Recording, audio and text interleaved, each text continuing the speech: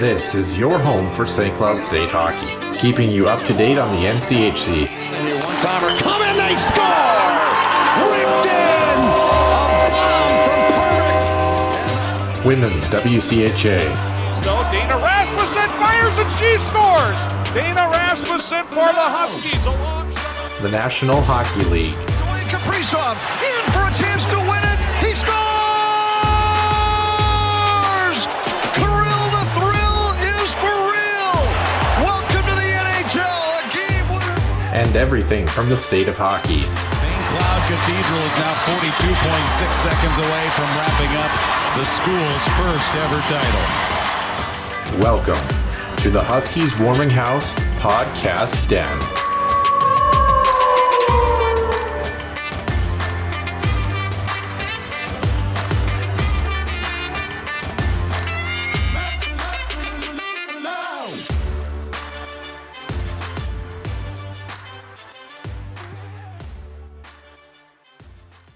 And welcome into episode number 104 here on the Huskies Warming House podcast. And Nick Maxon is joining myself, Noah Grant, but that's not all that's going to be joining Nick and I here on the show today. We have a Selection Sunday / Monday / Tuesday special coming up for all of you listeners. That's going to talk everything about the NCAA college hockey world. And hey, a little bit of trade deadline news, or a lot of trade deadline news, so to speak. A very busy day around the National Hockey League. We are recording here on Monday night, and we are going to get started, as always, with Center Ice View News and Notes and the Huskies Illustrated Weekly Roundup. Center Ice View News and Notes. Center Ice View provides you with the best coverage of St. Cloud State Huskies hockey, from game notes, recaps, photos, and more. Go to centericeview.com.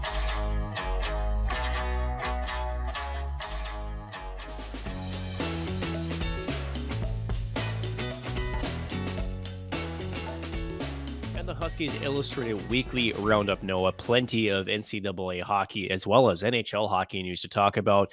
First, the tournament is set for the NCAAs as far as the field of 16. And also today, as we were speaking just hours ago, the NHL Trade Deadline came and went. One of my favorite days of the year, Noah, is watching TSN Trade Center, and the two stages, and especially the back one where all four are just like a bunch of high school kids just texting their phones constantly. It's awesome though. I love that. So let's talk about this, right? So how about some key signings in the NHL, some injuries, and a milestone? First, how about this? The big extension down in San Jose, Tomas Hertl nabbing an 8-year extension worth $8.1 million annually.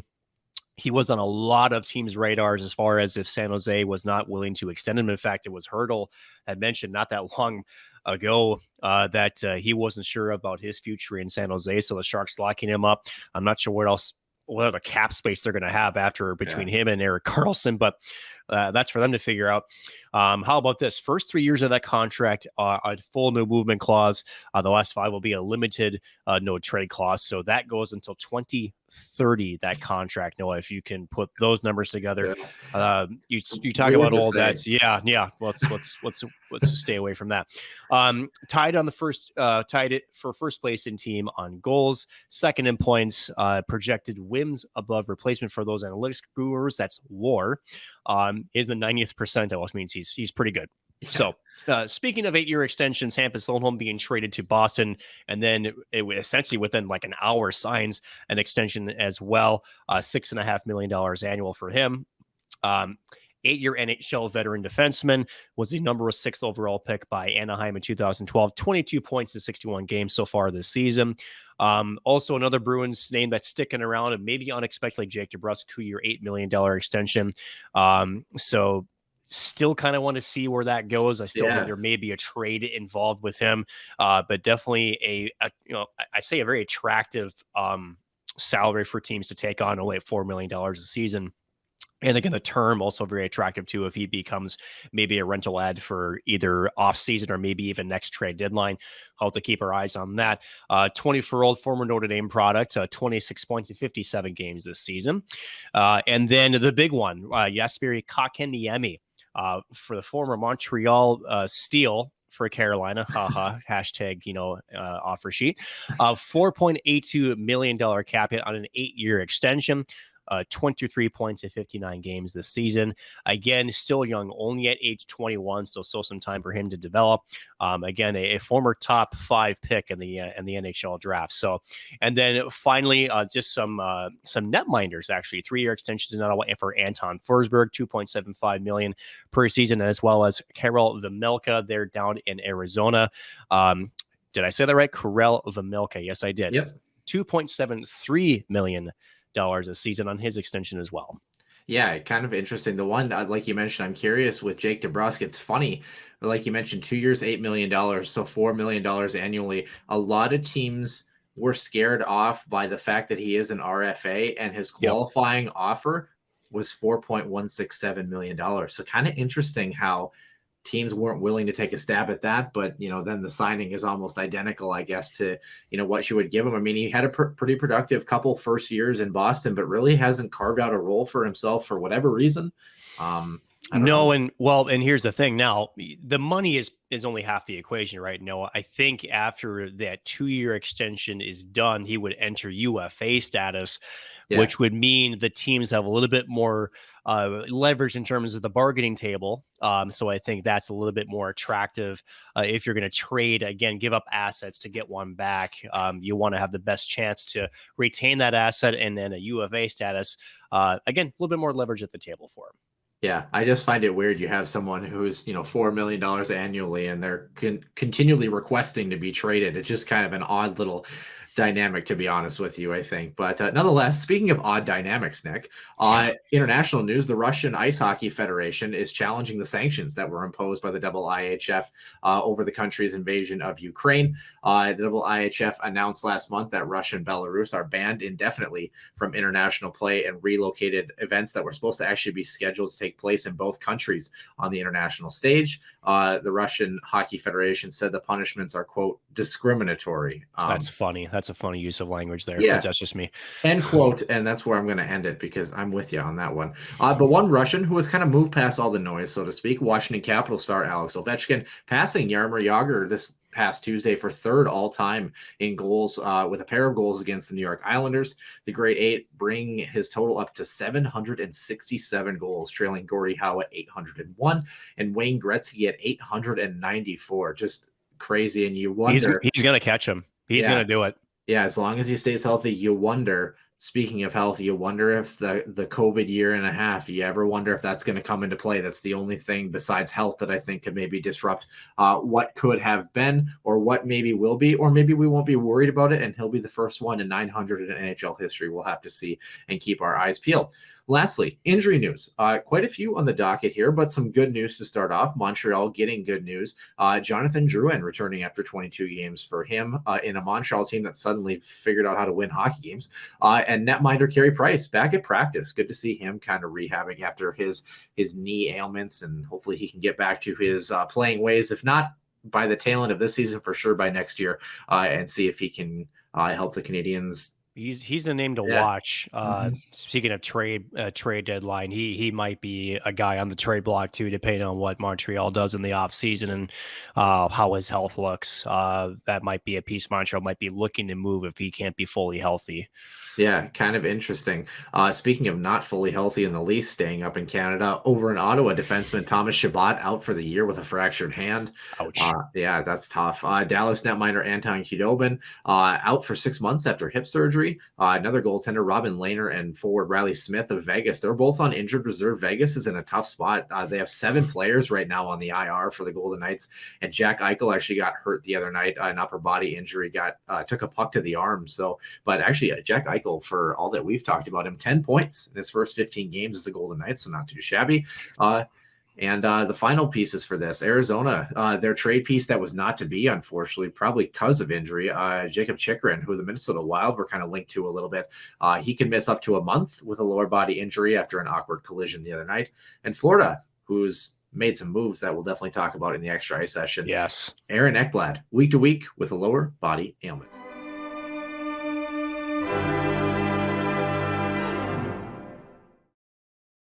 And welcome into the main portion of the show for episode number 104 here on the Huskies Warming House podcast. It is our Selection Sunday special, and Nick Maxon cannot contain himself because of how excited he is for some hockey here.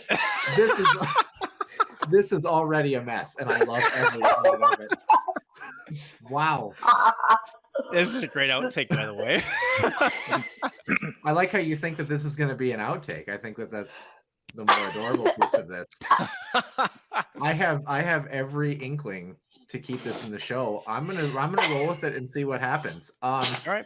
Sucks to be Nick Maxon. Anyway, for those who are sitting patiently, which is Max Beach, which is the first time for everything, we welcome all of you.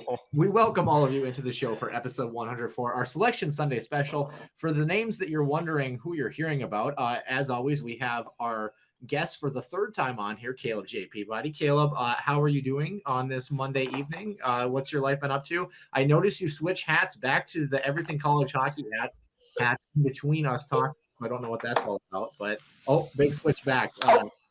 Wow. That was who's asking the questions. Yeah, I'm doing well. Thanks for having me on. It's good to be back. Life is good. It's Monday night. Rocking some Huskies gear. Not eating any corn nuts. It's good. Say one more thing about corn nuts. Say one more thing. Or fire. Well, speaking that was a corny joke. Thanks. Yeah. Well, speaking of a bit of a nut herself, you're hearing from Marissa Voss from Mankato Hockey. Marissa, how are you doing on this fine Monday evening? It was a little bit of a struggle trying to get into the podcast, but other than that, and then being harassed by Caleb and Nick, I'm good. Yeah. Hey, at least you sound a lot better than you were. I mean, you're feeling more healthy, so that's good. Yeah. Yeah, it was a little bit bad. Yeah, for those who didn't know, Marissa Voss had about 40 packs of cigarettes, or sounded like it, before the show. So we've got her all squared away. Going to our final guest that's visiting us, here is a man who makes me want to smoke 40 packs of cigarettes a day after hearing about the Duluth Bulldogs. That's Max Beach. Max, I don't really care how you're doing, but according to our contract, I'm obliged to ask, how are you doing and where the hell are you at? Hey, unlike everybody else on here, poised and ready. As always, the Bulldogs never have any faltering this time of the year. Sit in our lane, and we're ready to communicate, execute, and ready to go. I think I already want to puke, Nick. And not because of you for a change. Mr. Maxon, welcome in on this Monday evening. I might as well ask, how are things going in the old folks' home? How's the meatloaf over there? It was actually dry this morning. It wasn't good. Just like the chicken? Just like the chicken, because when the chicken is the same temperature as the sauce, things are just not looking up real good. But I suppose when you think the nerve endings are all just fizzled away, they don't really think you notice, so it's all good. Was the meatloaf actually warm instead of the chicken though? I can't tell anymore. Oh my goodness! All right, so we are getting ready, obviously, for some NCAA tournament time and some exciting hockey that involves all of our teams. Of course, Caleb, Nick, and I, big fans of the Nhl State Huskies. Marissa, like we mentioned, from Mankato, and Max for the Duluth Bulldogs. The big consensus that all of us have in this room is that we all hate North Dakota. So without further ado, why don't we start off before we get to some Selection Sunday stuff, Nick? Fox. Yes. Thank you. Yeah, well, that's fair. Why don't we start with some trivia, because our podcast has a trivia every week, and I want to see if Max and Marissa, we're going to let them take a stab at this because they are not Huskies fans. So here's the trivia question, and we'll kind of give you some parameters here. But the trivia question did read, Nhl State men's hockey did not play in the NCHC Frozen Faceoff. Max, I don't want to freaking hear about it, but they will still make the NCAA tourney. This has only happened one other time since the NCHC era began. What year was it? Who beat them in the NCHC playoffs that year? And what number was St. Cloud in the pairwise? I don't expect you to get the pairwise. Do you expect them to get any part of the question? But I would like you guys to take a stab at what year this happened and who the opponent was that beat the Huskies. I'm gonna go with option B and go, I don't really give a Wow. You can say that as the number one team in the, I can say that because I don't like St. Cloud. Wow. Max. They're not the number one team anymore, thanks to Michigan. Thank you. So Max, this is all on you. I have full faith.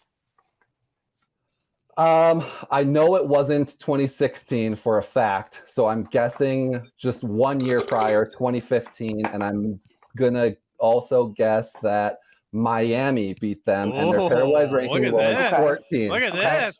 So he's off by a year. 2013-14. Miami, Ohio is correct. The Huskies lost 5-4 in overtime and 4-3 in regulation that year, and they finished 8th or 9th in the pairwise, depending on the poll or pairwise that you're looking at. So actually kind of eerily similar to this year. So depending on USA CHO versus College Hockey News, they don't have the actual pairwise. Nick gave me a funny look there. They don't have the actual pairwise, but they just have the historical data. Thanks. You're always doing something. So for those who are wondering, by the way, two-line fan trivia, this is an announcement for our listeners here. The last two-line fan trivia question for season 3 will be April 16th. So we have 4 chances left for you to win a free hat from us. Our leaders are Tinner Heath with 5 wins and CHSTRC PPRPT33 with 4 as Caleb Peabody models our hats. And that was beautiful. We've actually had 12 people, actually technically 14 people that have won in trivia for season 3 this year already. So kind of impressive, including Caleb J. Peabody. So Nick Maxon, I think it's time that we send it over to Max Veach. We're going to ask him the question we don't want to ask. The Duluth Bulldogs somehow found some pixie dust magic here these last couple of weekends.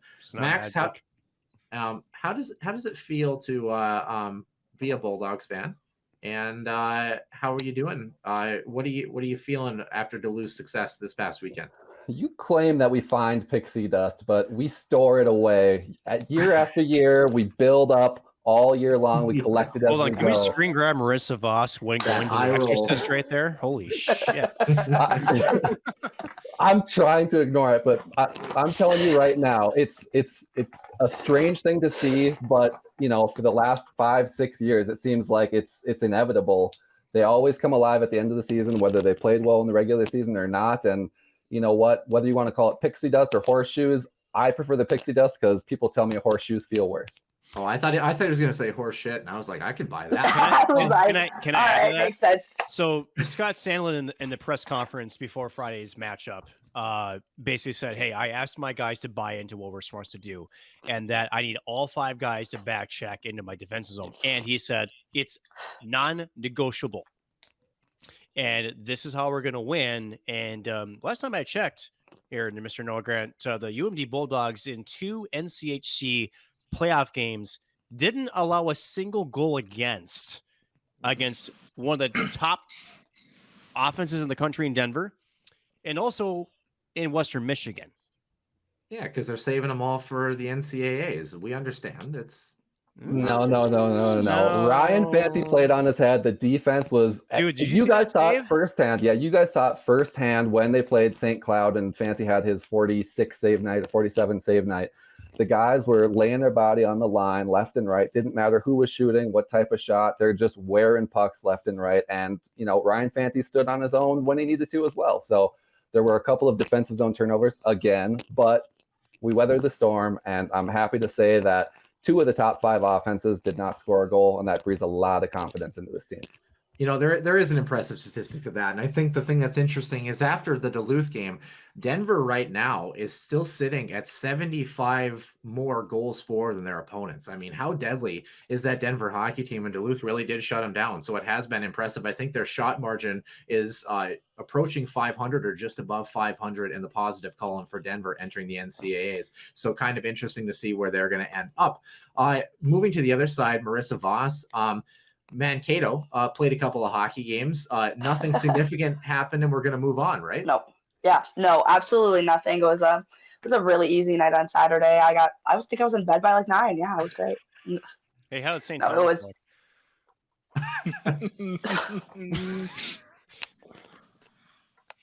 Shut up. I'm not even going to address whatever came out of Nick's mouth because it's usually nonsense every other time. Agreed. Yeah, that's right. Yeah. So that game, obviously wondering, I've been asked like nonstop. I honestly didn't have a voice this morning because it's been nuts, but yeah, we won twice. it's the craziest thing I've ever seen. I don't think I've seen anything like that across the board in hockey. And honestly, like, I was in the middle of all of it. Like, I can go through everything for it, but it was the weirdest thing. It was.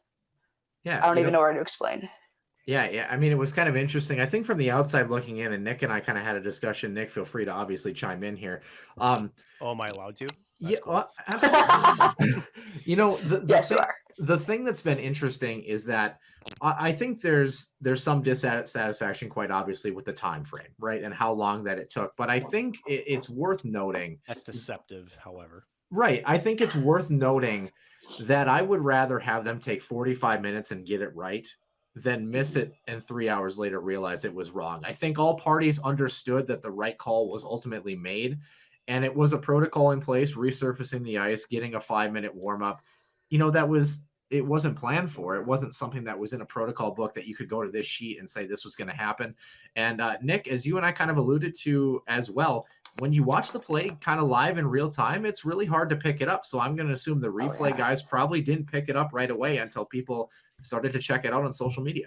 Well, no question. Yeah, I'm sorry, Marissa. No, go for it. You don't initiate a review 26 minutes after a goal scored in a normal day, but then you also don't initiate it after a trophy presentation and an MVP presentation of a tournament. So there's no question that, and it's funny because the CCA tried to cover its rear end and say we were always reviewing it. Well, no, you reviewed it once in real time. You thought it was good. And like you mentioned, Noah, if you don't really zoom into it or slow it down, it looks fine. It looks like it snuck in between the post and the skate and it was fine. But then as social media people do, all of a sudden you start to see other angles. You start to slow down and you go, wait a second, the math doesn't add up.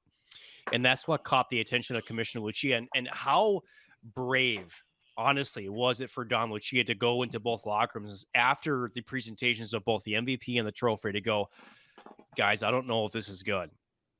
And to know that wherever he was going to go with that was going to cause controversy. And I think ultimately, he made the right call. You got the additional looks. You made a decision that it wasn't a good goal. And can we say thank goodness that Mankato scored again? Could you imagine how awkward, seriously, how it would have been for everybody in college hockey to have awarded the trophy, awarded the MVP, and to have them to rescind that and to re-award the same trophy in a different MVP of the tournament? And honestly, it worked out the way it's supposed to. I mean, if Bemidji wins, they're in the tournament. And if they don't, they're not. So I commend Don Lucia to kind of be the breath of the Dragons' fire, honestly, because, I mean, there's no good way to go about that. You do wonder who the replay official was who was in charge of that initial review that missed it. You can't fault them too much, as we mentioned, because in real time, it looks like it slides in. But, I mean, that's kind of the part of this. In tournament time, you slow things down. You make sure it's right. You do things that maybe aren't to the naked eye, so you prevent this kind of thing. This is going to be a lesson learned not only for the CCHA, but I think all of college hockey as you move forward to kind of avoid a situation like this. Well, like the biggest thing that for me, so I have video on my phone of Josh scoring that goal. So I literally videoed, I got it. We were walking out, we were doing everything. Everything was as per normal as a team wins close in overtime. We were interviewing guys. They presented the trophies. They presented the MVPs. Don went out on the ice. It was like anything, and then they finally go off, 20 minutes later? And I look at the social media, right, Dom, and I'm like, what a win. And he kind of gives me a look, and I'm like, something's not right. And also, 15 minutes before that, you see, the hat you're wearing, James Murray, comes up because he's there, and he goes, and he's a Beavers fan, so I think she's just blowing smoke up my butt. And he's like, hey, I think they're reviewing the goal. I don't think it was a good goal. And I was like, shut up. I literally said, I was like, James, don't take this moment away from me. And he was right. So my question is, why in the world, if you're reviewing that, if the guys are still on the ice, if it's just reviewing and people are like, hey, I don't think that's a goal, why wouldn't you put a graphic up? Why wouldn't you put a play as under review? Why wouldn't you, step it back a little bit? Why wouldn't you can't, especially they go off the ice, that's done. We should have been done. And then to have that and then go back to the loading docks where everything is, and have both coaches there, and have Don there, and have the athletic directors, and all of the CCHA officials, and have people looking. We looked at 10 different camera angles. Our 2 shooters with GH5s, we looked at those. We looked at everything. It was, and on MacBook Pro, it was nuts. So there's a lot more that happened behind the scenes. That's kind of what? But I just don't get how you can confirm a goal, not look it back enough, and then be wait, or not put a graphic up, or not do whatever. It still baffles me to honestly this day. And can I add to that real quick, Noah, too? I think it's important to know that, think of how, so when obviously the storyline now is they obviously thought it was good. Things happened, they transpired, and then social media apparently is the new, press box referee official. And you get these angles and you go, oh my gosh, did we miss it? And to have the confidence to be able to go look at it again, to know that this is, and again, to have the proof, right? Because again, it's like the NHL. You have to have definitive evidence. Imagine they reversed the call and let's just say social media got it wrong, right? There's always that possibility. And so for them to have those extra camera angles and to really confirm, I think the front side angle, honestly, was the one that sold it for me when the pad was clearly past the post. It's there's no way that went into the goal, in between the post and the pad. And I think if they missed the call. And I think it's important too to kind of talk about where protocol is in place. For example, what Marissa was saying, from what I understand, kind of ish, is that Marissa can walk down to Don Lucia and say, hey, there's something going on in this, but really Marissa is no part of it. It's really the league saying, we want to take a look at the production cameras. We want to take a look at those and then make a determination there. So I wonder if part of that just came from, quite obviously, the league looking at it, saying it was a good goal, then someone catches it on social media. By the time you relay through chain of command and then get access to the production views, we had Mike Schmidt on our show, who's the NCHC, one of the executive directors for the NCHC officiating crew, and he talked about even in St. Cloud, the game against Duluth, how long it took for them to get just those production angles and what should have been a pretty quick review too. So I think all of those things go into play, and it's the first year of the CCHA 2.0. So that's, an added factor that I think comes into that too. Before we kind of move on, Caleb and Max, do either of you two have anything that you wanted to add on the Mankato situation? Yeah, there's just, I want to echo kind of what Nick said, and what I think everybody here agrees to is getting the call right was the biggest thing, and ultimately they got the call right. Because when you think back to missed calls in history, you think about the missed pass interference call in the Saints playoff game that changed that entire postseason, and that's not what you want here. That's something that both fan bases in that game are going to continue to talk about. Obviously, that's football, this is hockey, but the same type of thing goes in there. This isn't going to be one of those. We're going to, learn from it. Processes and protocols may change, but it's not going to be a black eye later on down the road on college hockey or on the referees or on the CCHA. So I think it was done as well as it could have after having that one, maybe, premature step in awarding the trophy and the MVP and everything else. So the best of a bad situation. Yeah, I definitely think that Don Lucia was in a really tough spot regardless. You have that happen and you're kind of screwed. At that point. Yeah. But nonetheless, Caleb, you're probably surfing the social medias and catching all the latest as you usually do. What was your first reaction from the outside looking in? Well, again, it's good to be on with my 3 best friends and Max. It's very rare that Max and I agree on something, but the Minnesota State game, we absolutely agree. I wasn't doing very much. I was just hanging out, and then I heard the little birdie say something was going on in Mankato, and I said, who cares? And then I checked the social, and I was like, oh, and James Murray, as Marissa alluded to, I believe, posted the video, and that was the first I saw it, and I was like, that's weird. They should probably review that. It's an overtime conference championship game. And I'm like, the referees left the building? That's odd. That probably shouldn't happen. And everyone's in the locker room. That doesn't seem cool. And everyone's left the arena. That's a problem.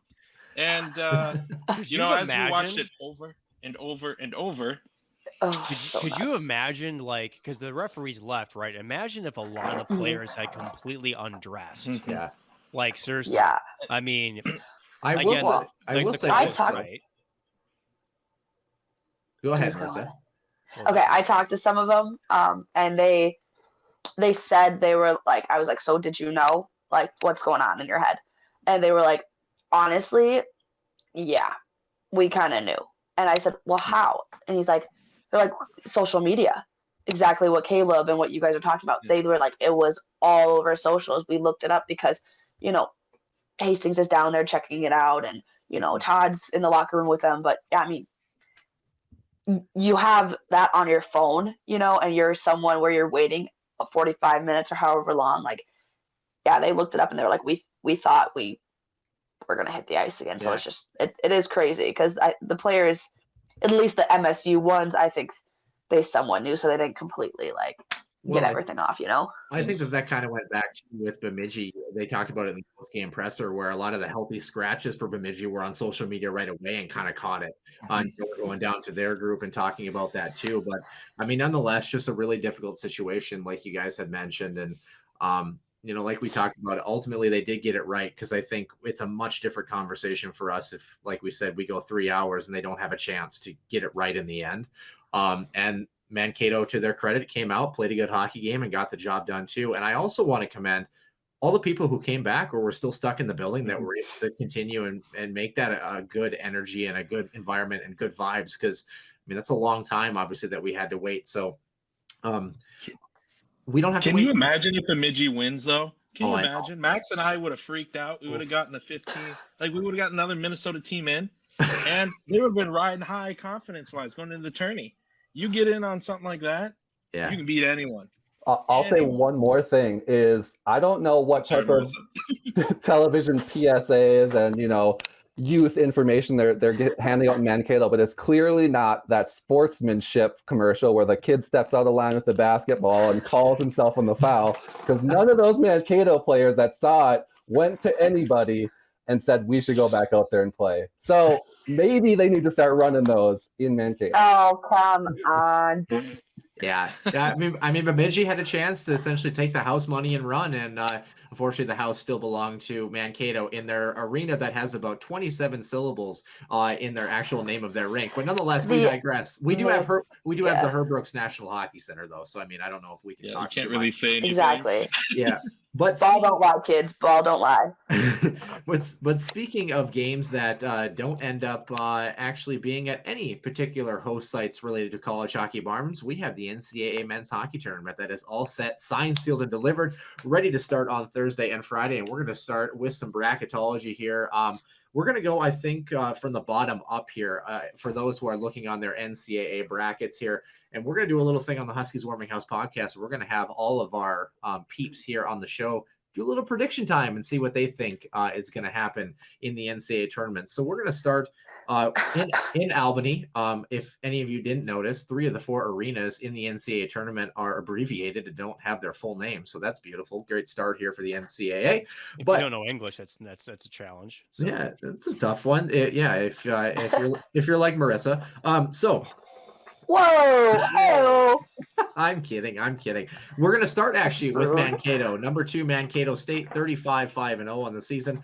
They get Harvard in the top half of that bracket, and North Dakota is going to get Notre Dame in that matchup. So let's kind of go around the board here. I'm going to start with Max and work my way to Marissa, Caleb, and then Nick before coming back all the way around. Let's start with Mankato, Harvard, and then North Dakota, Notre Dame. Max, what do you think of these matchups, and who gets the upper hand here?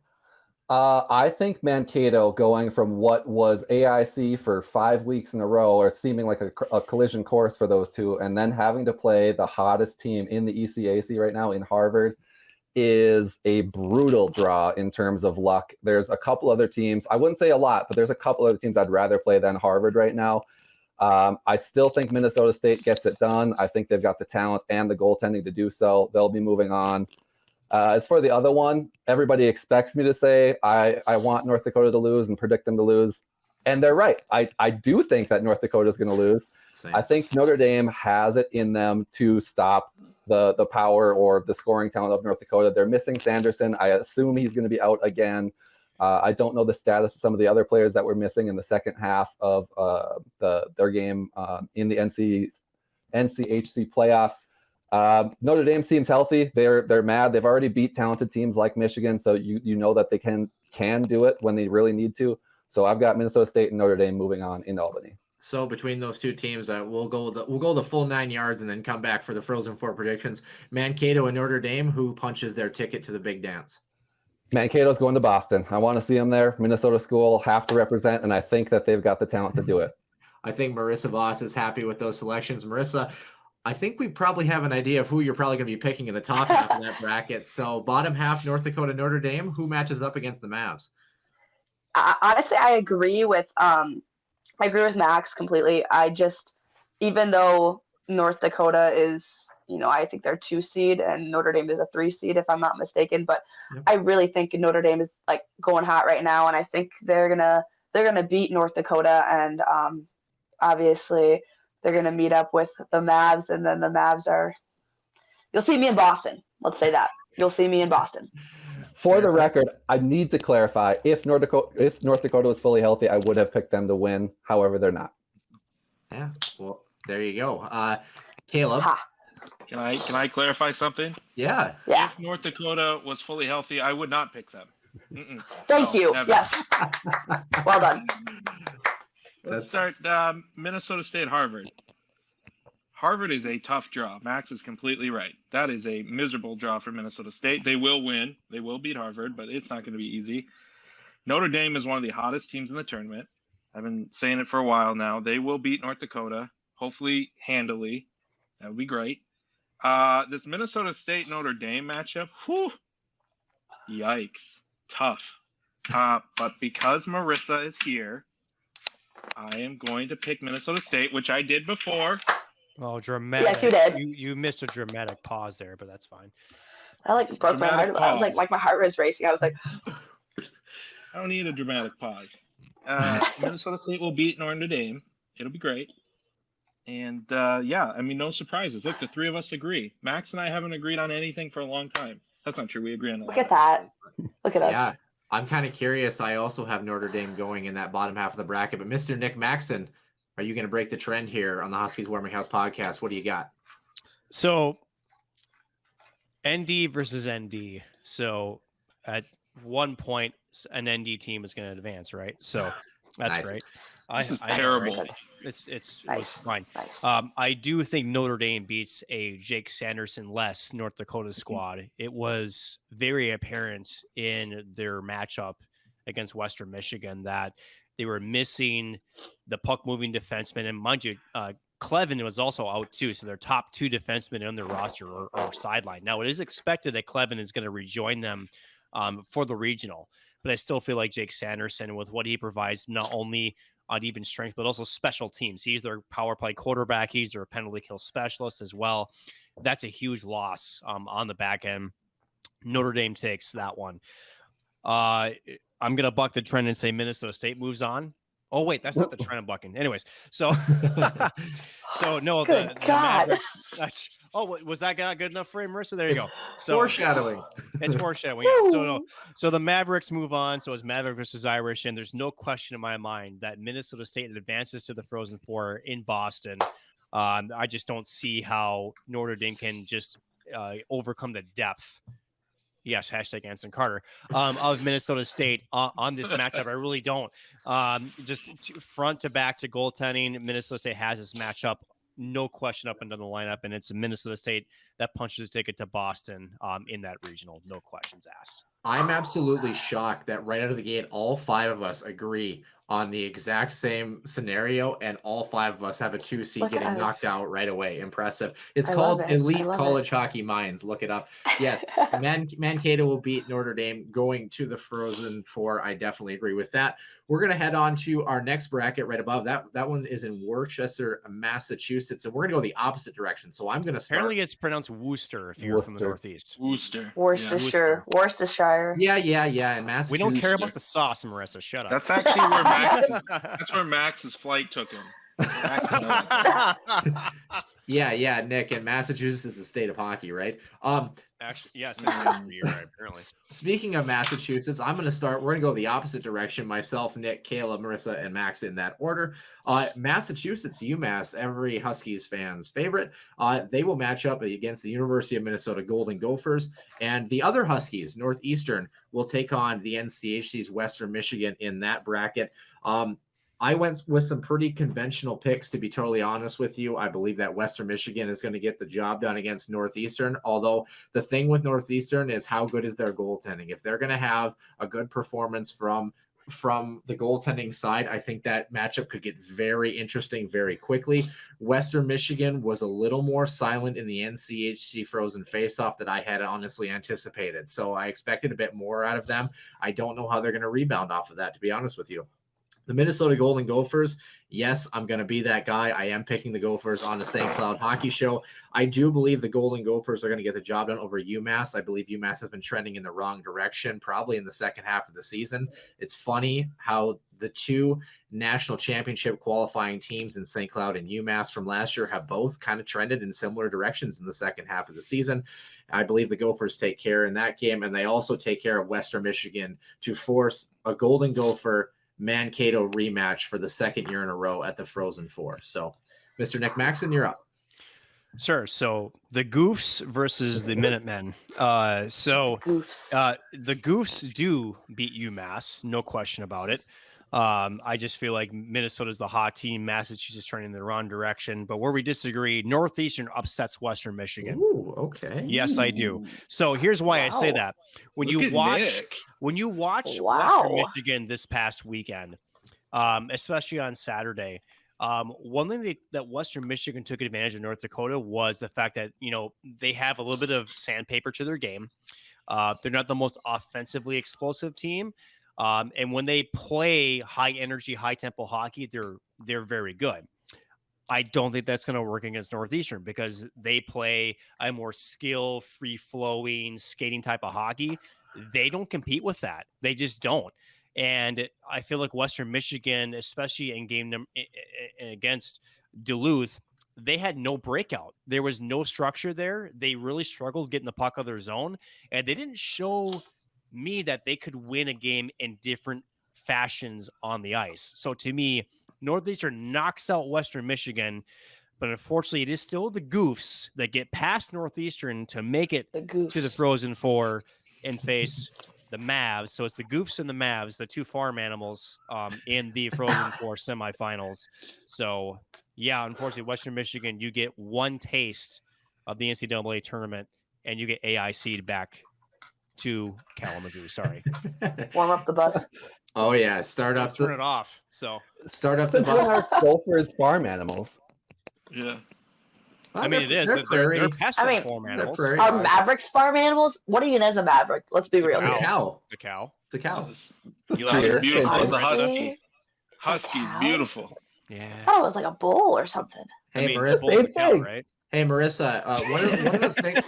One of the things that's helpful when you work for a team is to know what their mascot. It's kind of a. I know what Stomper is to an extent. He looks like a bull every time I see him. I don't know. Noah, you have when she just takes a big bite of corn nuts and she's like, Marissa, that's where she gets her protein. You're partially right. So a bull is actually a male. Essentially, what we call cows are females. So the bull is the male and the cow is the female. But anyway, we're gonna move on over from the farm animal prediction I hate it Caleb so Peabody. I hate it here. Caleb. Yeah, it's been a tough go for Marissa. It's between the audio versions and the Marlboros. It's been tough. Caleb, what do you got for us here in Worcester, Massachusetts? Yeah. Well, between the Minnesota Massachusetts game, I rather talk about college hockey officiating with Max than pick this game. But just watch your face. Yeah. I will pick the Gophers. It will be tough, but I think they're hitting on all cylinders right now. Kudos to them. Shout out to their fans and how Bob's got them rolling. This Western Northeastern game is super interesting to me. I think it's going to be tight, and I think Nick, if you can call it an upset, I think that's a strong pick, but I'm going to pick Western because I don't want to agree with Nick.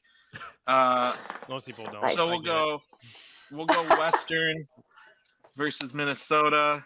I am going to pick the Gophers again to meet the Mavericks. Minnesota State. This is weird, though, because, generally, Bob's teams don't go this far, but we won't get into it. But this year, they're clicking. So, yeah, Minnesota. Like we talked about, Caleb, as long as they have the early start time and get to bed on time, they will be just fine in their let's get this podcast done. It's past my bedtime. Let's go. Wow. Let's go. Good God. Okay. All right. Hey, I guess I'm glad I'm friends. Grandpa. For those who don't know, there's a Red Bull in the truck, so I should get it. For those who don't know, it's currently 8:46 in the evening. Yeah. And number two, for those who don't know my co-host as well as the rest of you might, that was just Nick Maxon's opportunity to drop an F-bomb on the show for the first time in a long time. It actually had no purpose beyond that. Anyway, Marissa's was way better anyway. That's true. To be fair, speaking of NCAAs and NCAAs that will be, I believe it's Albany is where they're headed. Dave Starman and Ben Holden. Dave Starman came on our show, and Dave Starman holds the record for the most F-bombs ever dropped on our show. I think he was at 11. So, Ben? True. He went full Long Island, New York. On Did he actually? Yeah, I love that. I love that. Wait a second. It was awesome. Yeah. So speaking of things you love, Marissa, the Gophers and UMass, Western Michigan, Northeastern, who makes it to the big dance? Yeah, I mean, obviously, I don't like the Gophers, and I don't know if anyone don't. Yeah, Caleb, we don't like the Gophers in this house. UMass has not been playing well. I mean, obviously, we swept them in the first. We were at their house and we swept them, and no one was expecting that. Flex, I just don't think there's. You sound like Max, but anyway. Oof. Yeah, no big deal. All right. Can you deflate the airbags for a second? I want to see the real muscles. Oh, come on. Anyways, I think that the Gophers are going to win against the UMass game. I don't like to say it, but I think I agree with you guys. They've been playing. It's not how you start, it's how you finish, and I think they've obviously shown that. The Western Michigan and Northeastern game is really difficult for me because I feel like Western is very inconsistent as of late. I feel like sometimes my headphones just died. Sometimes they're good, sometimes they're bad, but I would probably say Western going. And then I'm probably going to think I'm probably going to think Minnesota. I want a rematch, but I want us to win. So. All right, fair enough. Minnesota, Western Michigan. It took me a while. My headphones died, but we're back in it. Yeah. It's going to be a rematch of last year, and we all know how that happened because ball don't lie. All right. Great picks, Marissa. Great picks. It's probably because you. All right, we're going to send it over to Easton Brodzinski's number one fan and Max Veach. Max. Sponsored by Neutrogena Face Wash. Yep. Max, what do you got for us? The Minnesota-Massachusetts game, I think, is going to be much more of a coin toss than it seems like most of you do. It seems like everybody on this panel thinks UMass has gone downhill. They just won Hockey East. I don't know if you guys. Congratulations, you won against Toddler. Don't get me wrong. I don't think that makes Hockey East any better. So being the best of a third or fourth tier conference, maybe not the greatest, but I think they are tougher than a lot of people give them credit for. And just because they've got a lot of playoff experience, I think that they will come out on the ice strong. That being said, I love it. That being said, I'm still picking Minnesota. I can't. All that build up for nothing. My last audio from the last 10 seconds. I know. Going in the right direction, everything's going good, and you're just like, bam. Yeah, you buried the lead so hard there. Holy hell! You gotta drop it on them. Here's another one for you. Western Michigan, Northeastern. I was on Nick Maxon's side when it came to this matchup when I first saw it. Wait, can we go back? Did you just say you were on Nick Maxon's side? But then reason came around and he said no. Yeah. Reasoning came around, and the reasoning was I watched the goal that Devin Levi let in to lose that game, and oh my God, was he out of position? And I don't know that he's made for playoff hockey. I don't think that he's gonna do it against Western Michigan. I've got Western moving on. Between Western and Minnesota, it's a tough game. Minnesota's certainly got more scoring power. I think Western is better on the defensive end. They just gave up 3 against your Bulldogs in the championship game. Let's remember that. That's a fact. I'm still going with Western here as much as I want to see Minnesota in Boston, and it would make me happy to have at least 2 representatives out there.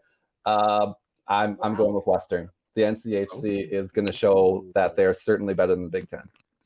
Okay, all right. I mean, I don't disagree with the argument. I disagree with who's there. I get confused with his reasoning. Like, it took him 20 minutes to get there. I'm lost. Where did we end up? Where are we going? My elderly brain computes faster than that. Let's go. Well, we are going right back. We are going right back to Max Veach and heading to Loveland, Colorado, to the Budweiser Events Center, where, hey, guess what? Some no-name team, Minnesota, Duluth, whatever. They play Michigan Tech. And the other side of that bracket is Denver and UMass Lowell, who just snuck into the tournament. Max, we're going to start with the top half of the bracket, and then we'll just stop your picks from there. How does that sound? That sounds good to me. Sounds great. Sounds good. Denver, UMass Lowell. I don't think this game will be particularly close. I think Denver is going to be really mad with how they played in the NCHC playoffs, or the Frozen Faceoff, I should say. They played relatively well in that opening round. So Denver's moving on to the second round there. And then I've got, surprise, surprise, Minnesota Duluth over Michigan Tech. I don't want to breeze past that. I think Micheletti brought up a good point. They do have a good goaltender. They play good positional hockey. I just don't know that they've got the depth, to bring up Anson Carter again, to get it done. Or the playoff experience. UMD has brought back so many seniors and super seniors and people that have been around 4 championships that I think they rely on those guys, as they have recently, as well as, Blake Biondi and some of these younger guys like Wyatt Kaiser to bring in that youthful exuberance and ability to go out there and play multiple shifts in a row. So now, Denver and UMD is the tough one again, because Can Duluth do it again? UMD is the only team that's beaten Denver twice this year. They're also the only team that's beaten Denver 3 times this year. Can they make it 4? I think that they can. I don't think it'll be a shutout. I don't think that it's going to be an easy task. I think it is going to be a grinder, and I think it's going to be eerily similar to some of the early St. Cloud and UMD games from this year. All right, fair enough. Marissa, do you concur with Mr. Max Veach, or do you have something different for us? No, it's as much as I wanted to choose a CCHA team over Minnesota Duluth, they did get knocked out by the Beavers, which was an absolute shock to me, and I think everyone, to not be playing Tech in the finals.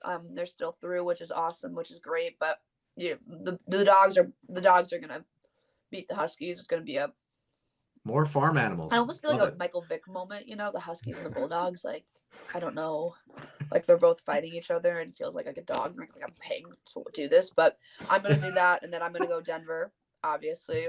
All right. And I'm going Denver. Okay. Brutal. Because Minnesota Duluth does not stand a chance against Denver. Ooh. History says otherwise, and I'm already in the head of all the fans out here. Just got to get in the head on the bench.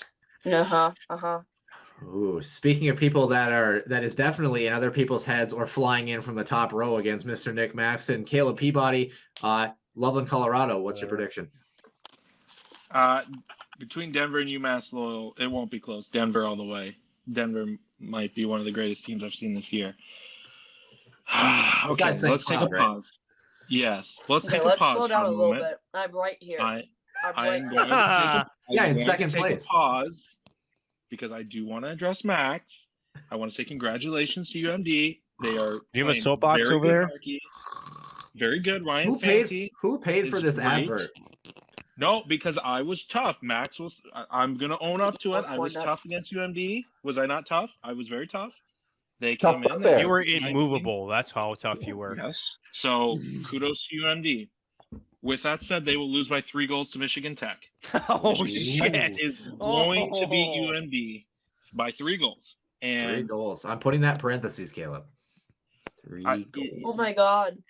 I am going to own it. Michigan Tech is going to win. That's amazing. I believe they didn't get the respect that they deserved on the selection show.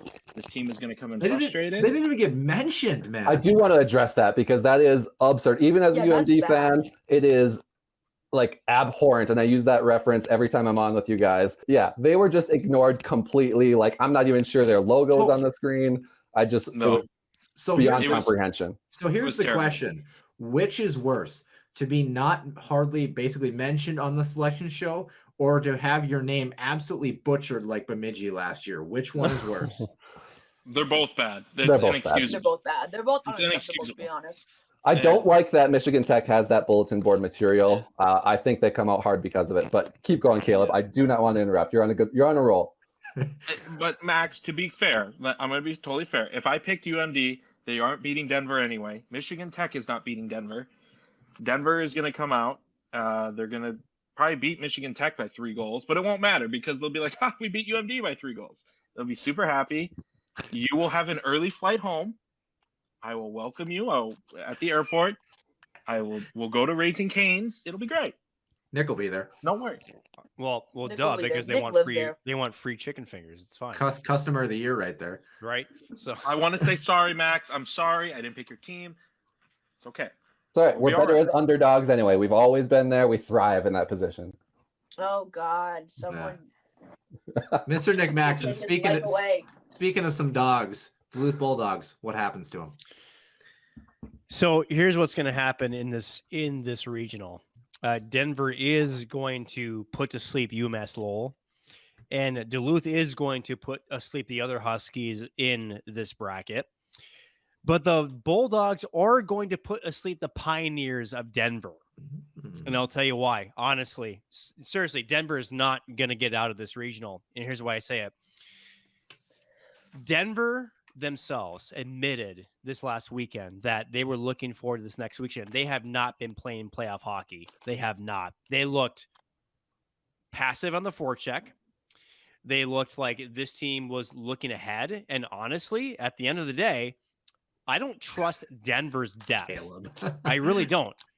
Against UMD's proven defensive system that has won them 2 national championships, almost 3, almost 4. Let's be real.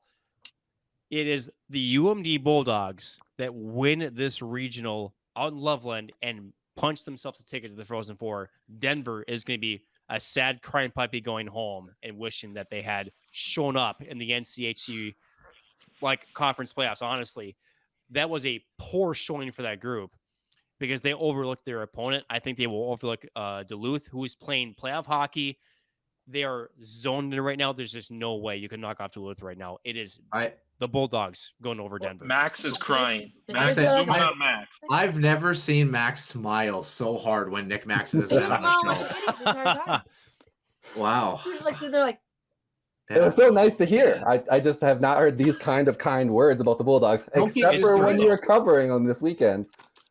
It's true, though. I mean, if you watch the games, because I was there. So, honestly, I know. We flex, bro. Well, it's cool because, I mean, watch good hockey, then, shut up. Sorry, CCHA. Get your better camera angles. So, more hockey east. Yeah, right. But seriously, though, UMD, Scott Sandelin's appeal to his own group was exactly the way that this team has won national championships in the past. They're a defensive first team. They frustrate other teams' offensive players. It was very evident against Denver. It was very evident against Western Michigan. And even when UMD was about to win the championship, when you watch the bench and Noah Cates gather teams around on the ice, and they were thrilled beyond it, exhilarated to win the NCHC championship. This team is riding high. And they also now have proven, hey, if you follow my blueprint that Scott Sandelin's written out, we will be successful. This team is buying at the right time. They've got the hot goaltender. They have enough offense to get them through, but more importantly, they can keep other people's offense completely suffocated. UMD is more dangerous than people think, and that's why they make it out of this regional. Jeez, why don't you write a book about it? On December 30th and January 1st when we swept them. We all had to take weekends off for vacation. That's fine. Yeah, unless you're the St. Cloud Huskies who took like an entire semester off. Anyway, yeah, that's true. Speaking of things Speaking of things and trending in the right direction, I do believe Denver takes care of UMass Lowell. I don't think there's a whole lot of fuss over that one. I'm with Caleb Peabody here. I believe that Michigan Tech is one of the biggest dark horses in this tournament. And I honestly makes me look bad. What ganja are you smoking? I want some of it. I think truly and honestly, it's just one of those. I don't really have a whole lot of logic beyond it, besides the You never fact had logic for anything, so shut up. Well, yeah, that's how we got to 104 episodes. But like, the thing is, when you don't get mentioned in a selection show, nobody has talked about Michigan Tech. They disappear like they did against the Beavers. I think there's something similar to maybe St. Cloud State, where you sit and you kind of seethe a little bit about it for a couple of weeks, and you just wait. And let's not forget, the last time that Michigan Tech was in the NCAA tournament, they had a senior defenseman backpedal at the blue line and lose an edge for the game-winning goal in Fargo to lose in front of a raucous building. That's a painful memory for this program, and I think similar to St. Cloud and AIC, they want a little bit of vindication for something like that. I do believe that Tech gets the job done, but I don't think they can handle Denver. I think Denver is just too good, and they're going to head on to the Frozen Four to face the winner of the Allentown, Pennsylvania regional. You make me look bad by not picking a CCHA team now. That's whatever. I mean, I gotta be honest, Marissa. You kind of did it to yourself with the whole "I don't know what a Maverick" thing is, but okay. Also, you could have had 3 CCHA teams in, but you just had to beat Bemidji. Yeah, yeah, had to beat them twice. Yeah. Well, don't lie. They like to beat teams when they're down. Shut up. Yeah, why don't we go to replay on that one? Anyway, Allentown, Pennsylvania. I'm glad my co-host supports me. First time for everything. Allentown, Pennsylvania. We are headed to where the St. Cloud State Huskies are, of course, the whole sole purpose of the show. Marissa and Max are just collateral damage. St. Cloud State, I think, I'm going to start it off here, got one hell of a draw in Quinnipiac. I do not think Quinnipiac... I think their rating, how would you say it? Beseeches them, whatever the word I'm looking for. It's called being narcissistic. It's not befitting of them. That's what I'm looking for. St. Cloud State gets the job done here. I really think they do. I think the Huskies find some magic. Unfortunately, they're going to run into a red hot Michigan Wolverines team, and the Michigan Wolverines are headed to the Frozen Four to face the Denver Pioneers. I know, Caleb. I know I didn't want to go against my St. Cloud Huskies. I understand. I do think that American International game poses a little more intrigue than people are giving it, though. And if you're AIC, you got absolutely nothing to lose in this matchup. But I think Michigan, they proved their strength in the Big Ten championship the other night, albeit with officiating, whatever you want to call it. But I do think this Michigan team, as long as they show up to Allentown, they will punch their ticket to the Frozen Four. Mr. Nick Maxon, we just want the cliff notes and the summary, not the entire novel. What do you got for us in Allentown? But I like to write. So, no, I am with you. St. Cloud State does beat Quinnipiac. I think that's a matchup that favors St. Cloud State.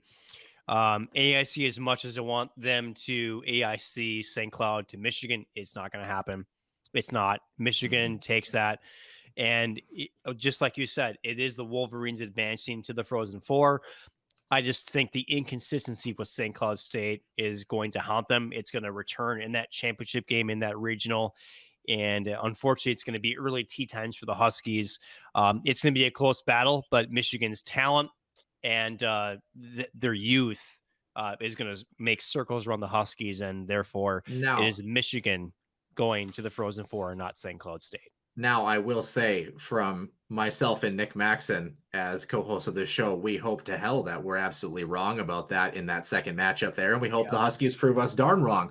But nonetheless, Caleb Peabody, I have a small inkling as to who you might be picking in this regional. So please enlighten us. Quinnipiac, what a draw.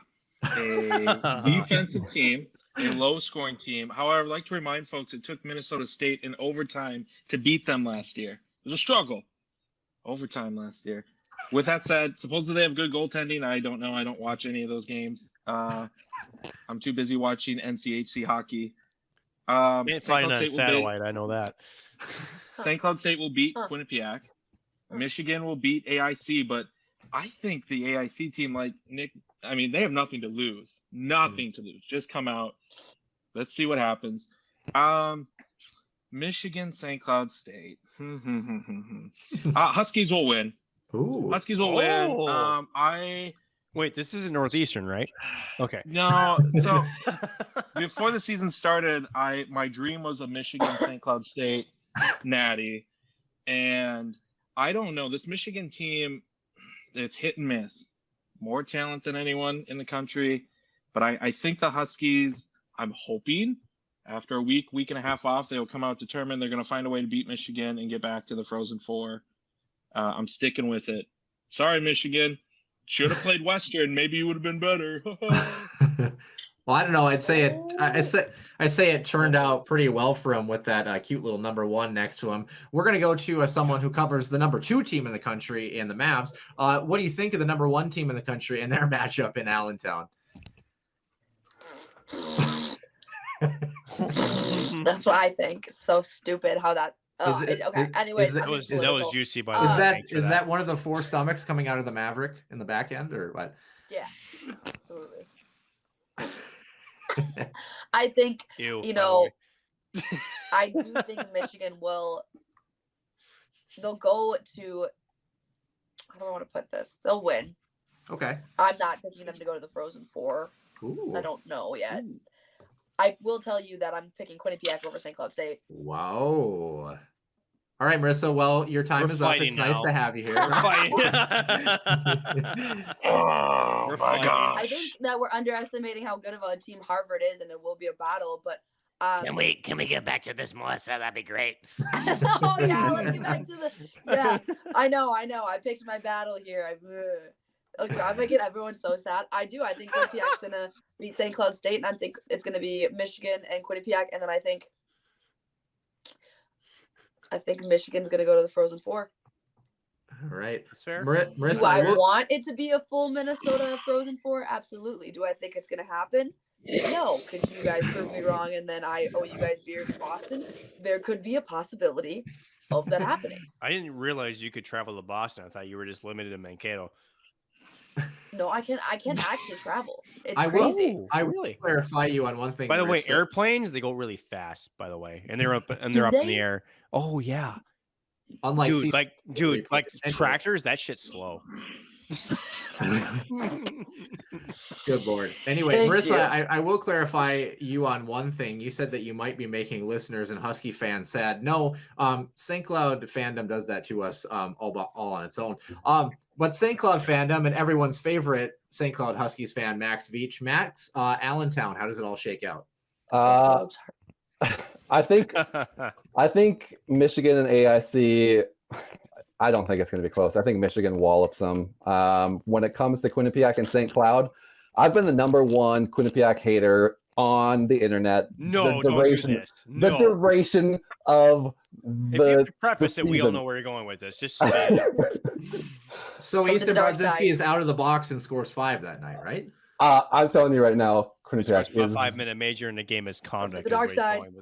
No, Quinnipiac's losing this game. I seriously think that St. Cloud wins it. Quinnipiac has got I think it's 500 or it's 1 game under 500. I have to double check record against ranked teams this year. Most of those ranked teams are below the 12 mark on the season. So having to play somebody that is the as deep as St. Cloud State and has been that good all year, it is going to be a little bit different for them. I know that they had a little bit of a challenge in their own conference tournament against some decent teams. So they might be a little bit more warmed up than if these two matched up in the middle of the season. But I just think St. Cloud's got the depth to do it. Unfortunately, I do have Michigan going to the Frozen Four, which hurts me to say that because I am the number 2 Michigan hater in the country. I really don't like the amount of publicity they get. I would love to see them lose early and not make the trip to Boston because it's just East Coast bias there. And Owen Power gets more coverage than just about anybody in the nation, and I just don't like to see it, but I see it happening. All right. Before we jump to the Frozen Four predictions here, we're going to try to move kind of quickly. I want to get your guys' quick opinion. You guys each get 20 seconds. We'll start with Mr. Nick Maxon. We've made our predictions based on our best available knowledge.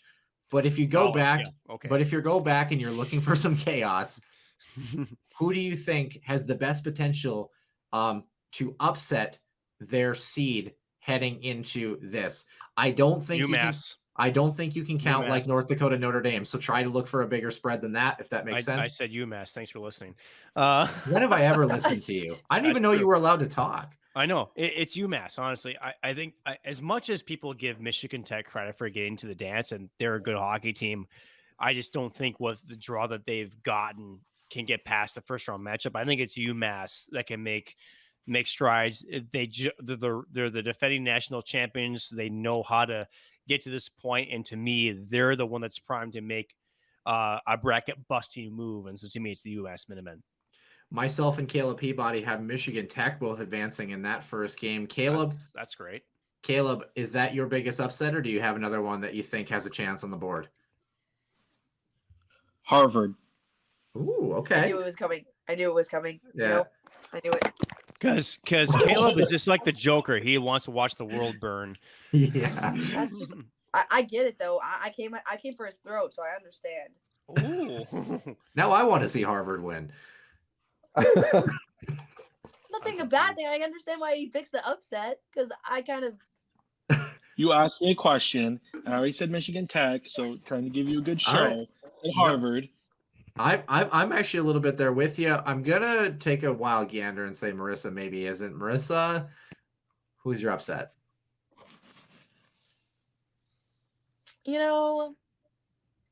Agree with me, please. This is a Make hard me look one. good. Can I go back? If there is a team that will upset its seed potentially, I do think that St. Cloud State will upset it.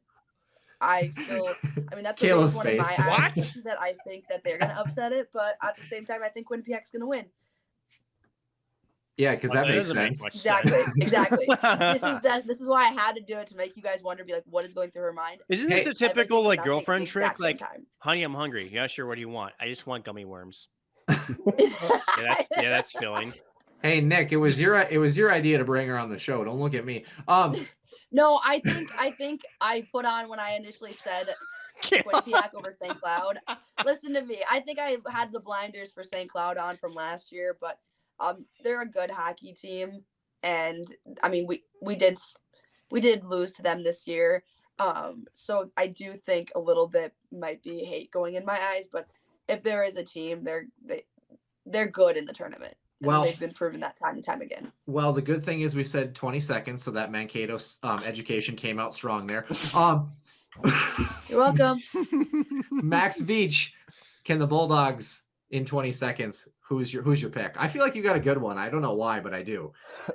I believe it's the right one, and I agree with Nick again here. It is UMass. Not only do they have the experience, but they're playing a home game here. Minnesota is going into Massachusetts, and UMass is playing in Massachusetts. There's going to be a million UMass fans there, and as many Minnesota fans as diehard faithful as they claim to be. They packed the arena on the Big Ten championship game. Good for them. It was an awesome atmosphere for maybe the second time all season.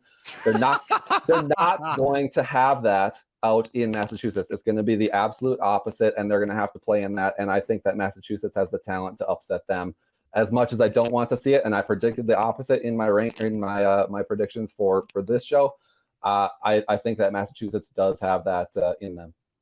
I know I want to say AIC badly, but obviously not. My upset, good goaltending, Northeastern. I think Northeastern has a chance to make some nice plays. And hey, on the top part of that too, Max Veach would be wrong. So why not?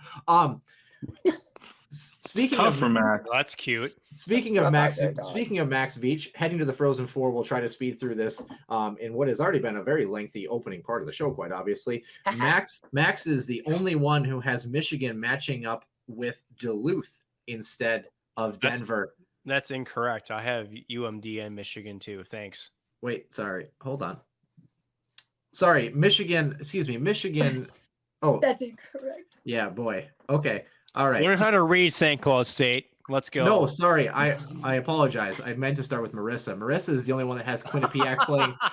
I was looking one down. So Michigan. Michigan playing Michigan playing Denver.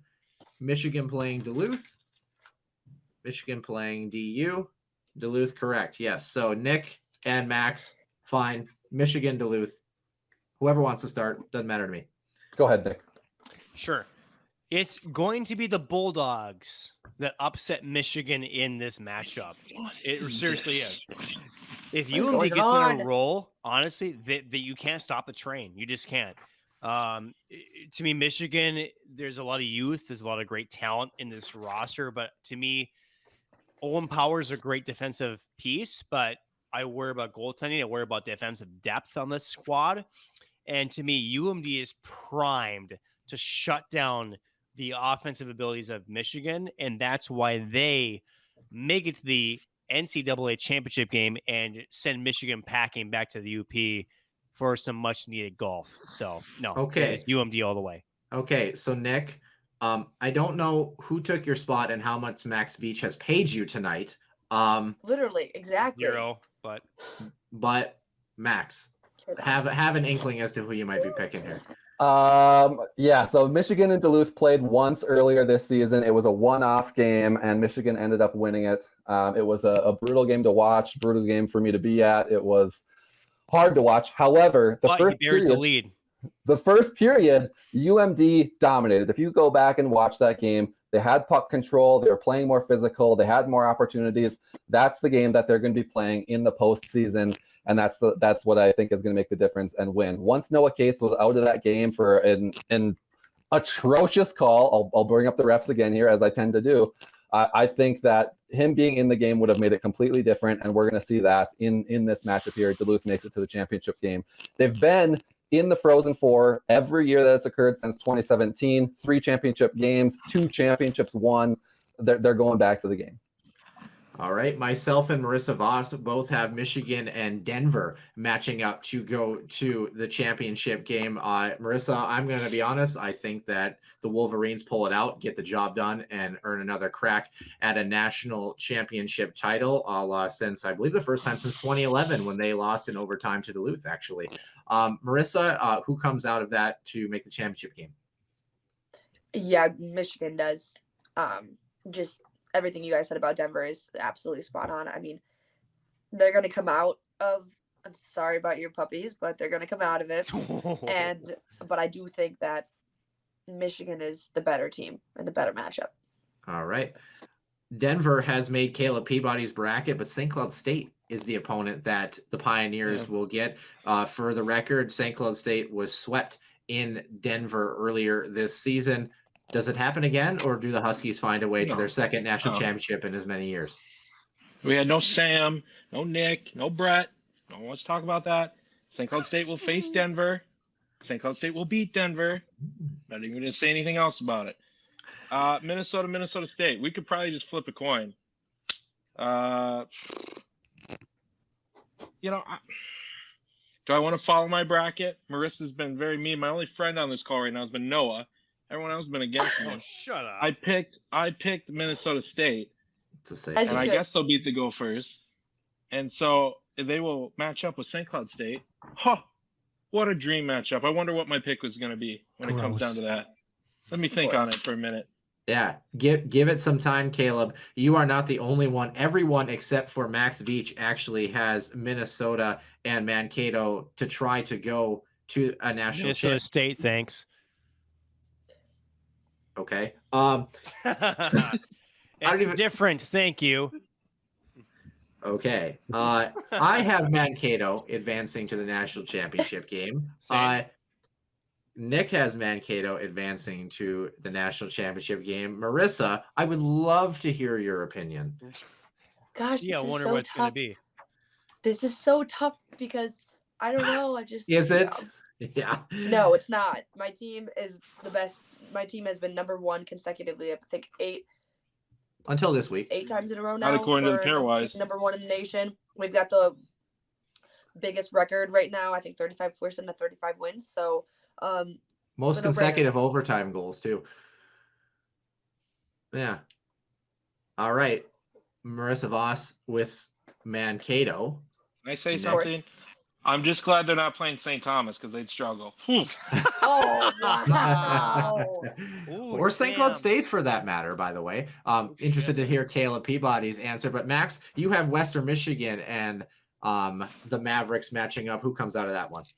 As much as I want to say it's going to be an all NCHC playoff game for the championship, I do have Minnesota State moving on. I know it was a tough decision for me to make for that reason, but the fact that we've got 5 people in agreement on a panel that's filling something out means it's going to be wrong. So I'm going to complete it just for that curse.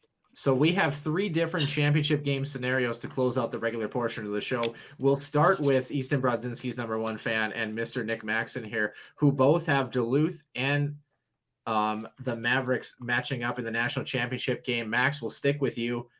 Who do you have winning this one? I probably have an inkling. As much of a homer as it's going to sound, I'm picking Duluth. Big-time players make big-time plays in big-time situations, and that's all that the Bulldogs do. They might sleepwalk through the regular season. Yeah, and, it's just a fun atmosphere. In Duluth, we like to have fun. Hockey's fun. Playoffs are fun. This is fun. We're having fun. We're having fun. Nick Maxon. Let me laugh. Nick Maxon sometimes looks like he's having the opposite of fun because he is the antithesis of me, as he likes to say. Nick, will you be the antithesis of Max The national championship games is the Mankato Mavericks versus UMD Bulldogs, and it is the pride of Southern Minnesota raising their first ever national championship banner. It is Mankato that will win this matchup because of the depth, because of their goaltending. I'm sorry, because it's so tough. It's so tough because Ryan Fanny and Dryden McKay are going to both carry the squad to this point, but I do feel like this Mankato team is just too deep. It's way too potent offensively. And I do think you're going to see another national championship trophy in Minnesota, but unfortunately, south of the Twin Cities, it's going to be Mankato winning their first ever national championship game. I also agree as well, too. Mankato will get the victory, except they're going to beat the Michigan Wolverines in the national championship game. Moving on to Marissa Voss, who also has the Wolverines matching up pretty easy, probably who's going to be coming out of this one, yeah?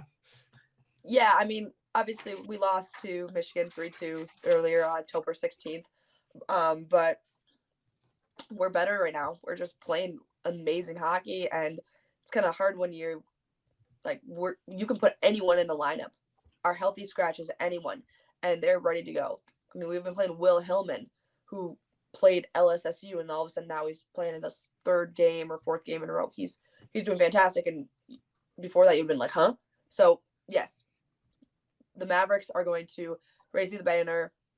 I hopefully get a ring, fingers crossed, and it's gonna be great. It's gonna be great. Who's the lucky guy? I'm gonna be having a good time at Boston. So you said you could put anyone in the lineup. Does that mean you're gonna sit Dryden in the championship game? No. Absolutely not. Depends if he wins the Richter or not. Yeah. Oh, he's gonna. So Ryan Fanti. He's got a chance. Ryan Fanti will win the Richter award. He's got a chance. Fanti is going to win the Richter. Well, it won't do it. Well, it won't be anyone from North Dakota. That's the important thing. But speaking of healthy scratches, our favorite healthy scratch, our final matchup, Mankato St. Cloud State, a rematch from one of the first matchups of the season. Who takes it, Caleb? Marissa, this is just for you and I right now, okay? Okay. So, this is tough. I've sent you a GIF over and over and over, so you know what happened last year. Yes. This one wasn't hard for me. I am picking St. Cloud State to win the national championship. We will be bringing it back to St. Cloud. However, if Minnesota State somehow gets a lucky bounce, which they're not great with in front of the redirects in front of the net, but I digress. I will come to Mankato next year. I'll watch you raise the banner. I will sip my Coors Light or whatever you sell in the arena. I will cry. And it'll be sad. But that's probably not going to happen. St. Cloud State's going to win probably by 2 goals. Dryden won't have a shutout, although I do think Dryden gets at least 1 shutout in this tournament somewhere. I meant to call that out. He will not win the Richter. Ryan Fanti will. That's my prediction. Here's the thing, Caleb. If the Huskies do make it to another national championship game and for some reason do not get the victory, you have to one-up the Waffle Fry kid from last year, though. You have to if you're there. The Waffle Fry kid, that was me last year. However, that game was over very quickly. Yeah. So, well, one crossbar away from it. obviously having a chance. We're waiting on Mr. Nick Maxon to return, but until we do, we will head on over to our extra ice session where we're going to briefly discuss some trade deadline news around the National Hockey League.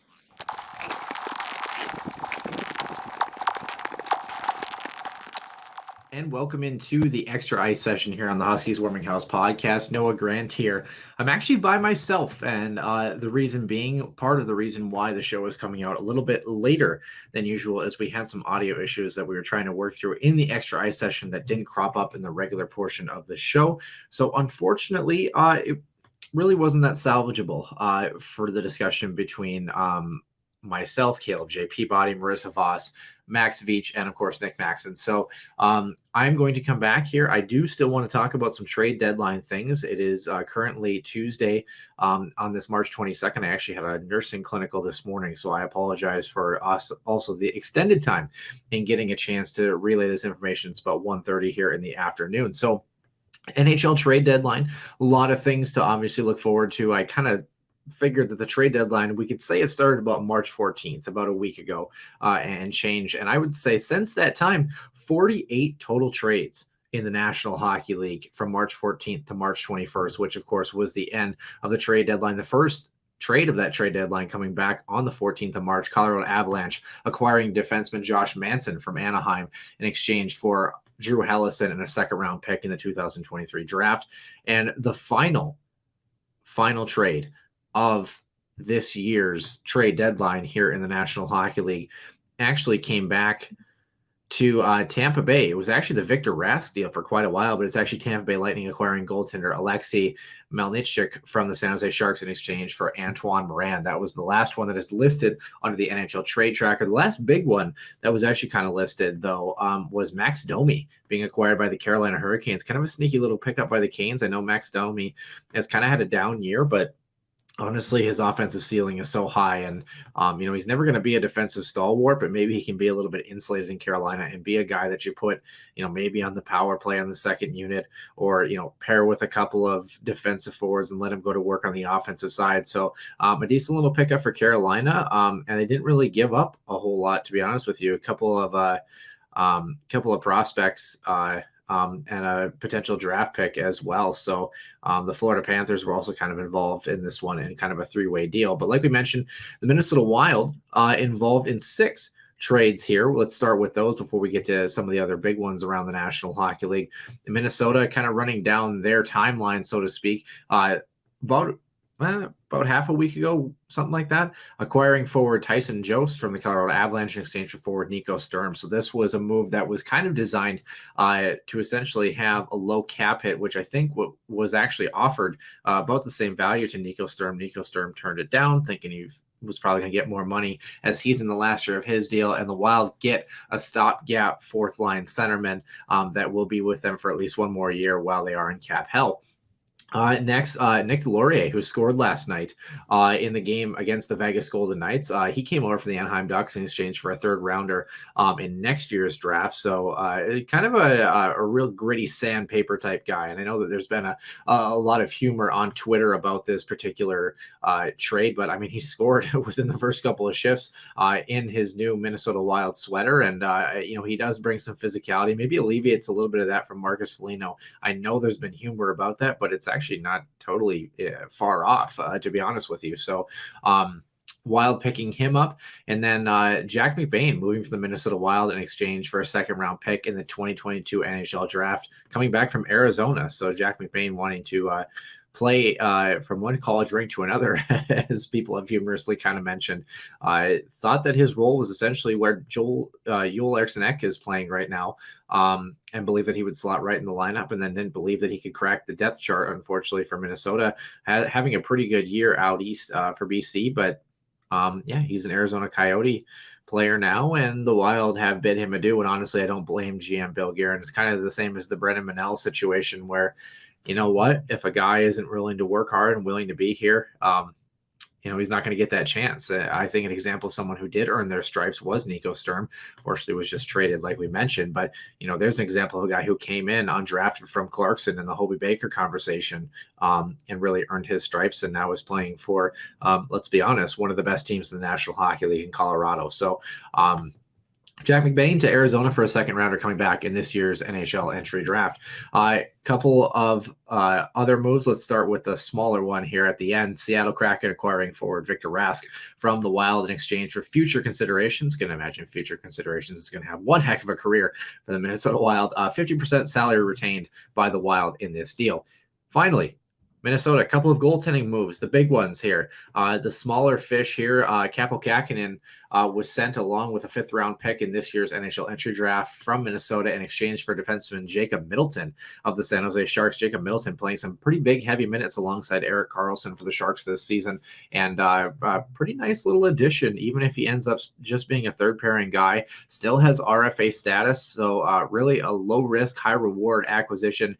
You wonder if Kaapo Kähkönen is going to find some consistency in his game. I wish him all the best of luck in San Jose. Seems like Minnesota goaltenders like to travel out there after their time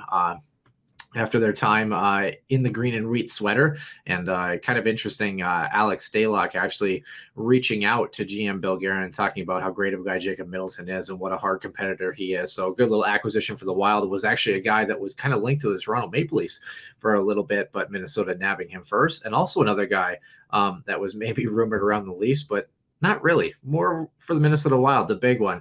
Goaltender Marc-Andre Fleury coming from the Chicago Blackhawks in exchange for a conditional 1st-round pick in the 2022 NHL draft that will only become a 1st-round pick if Marc-Andre Fleury plays in at least 4 playoff games that he wins and the Wild get to the conference finals. Otherwise, it is a 2nd-rounder in this year's potential draft. And as you know, Minnesota, a bit of a slight surplus in 2nd-rounders before the trade deadline here. So some nice little moves by GM Bill Guerin, but Marc-Andre Fleury, definitely a future Hall of Famer, multi-Stanley Cup champion, comedic prankster in the locker room, and just an all-around great guy. What an addition to have a big name brand guy in Minnesota, and the Wild did not give up a whole lot for this, to be totally honest with you. So good on GM Bill Guerin. I mean, the Kaapo Kähkönen thing, I would like to see him get a little bit more of a shot, but other than that, I got to be honest, I would say the general manager, A- for sure on this trade deadline.